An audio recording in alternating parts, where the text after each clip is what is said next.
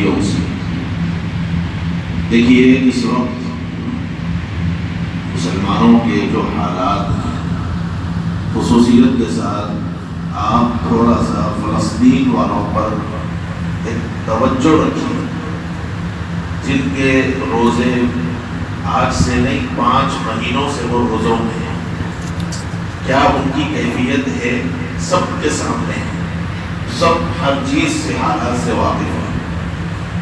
ہم صرف سیرت کی کتابوں میں واقعات پڑھتے تھے کہ حضرات صحابہ کرام رضوان اللہ علیہم اجمعین سوکھی روٹیوں کو پانی میں بھگو کر کھا لیا کرتے تھے۔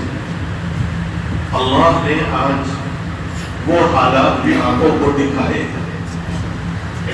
2 چھوٹے بھائی بہن، یہ کوئی خیال نہیں ہے، حقیقی واقعہ ہے۔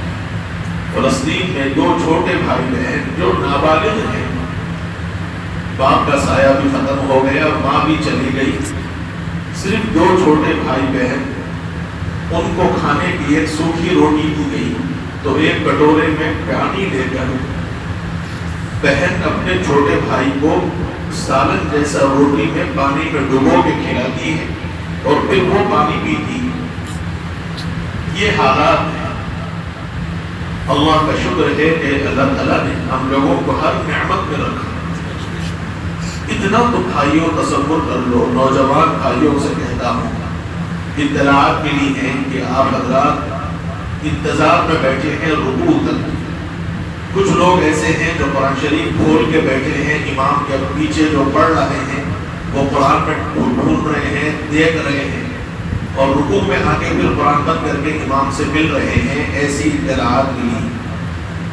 کل ذمہ داروں نے مجھ سے یہ کہا کہ اس سلسلے میں توجہ دلائی جائے، تو میں نے فقہ کی کتابیں تلاش کی۔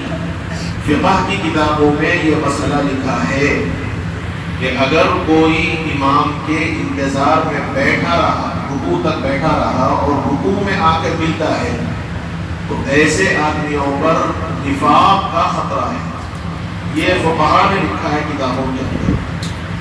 اس سے بڑی محرومی کی بات کیا ہو سکتی ہے کہ ہم قرآن سننے آ رہے ہیں اور اس غفلت میں بیٹھے ہوئے ہیں کہ امام صاحب رکوع کریں گے تو رکوع میں جا کے مل جائیں گے۔ اطلاعات یہاں تک بھی ملی ہیں کہ اوپر تیسرے فلور پہ بعض نوجوان فوٹوز اور سیلفیز لے رہے ہیں۔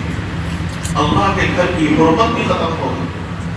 کبھی تو سوچئے، کبھی اپنے ان بھائی بہنوں کے حالات کو بھی تو دیکھیے جن کے پاس مسجدیں ویران کر دی گئیں اور وہ مسجد کے ملبوں میں بیٹھ کے تراویح کا اہتمام کر رہے ہیں۔ ایسے بھی ملک کے حالات، ایسے بھی دنیا کے حالات ہیں۔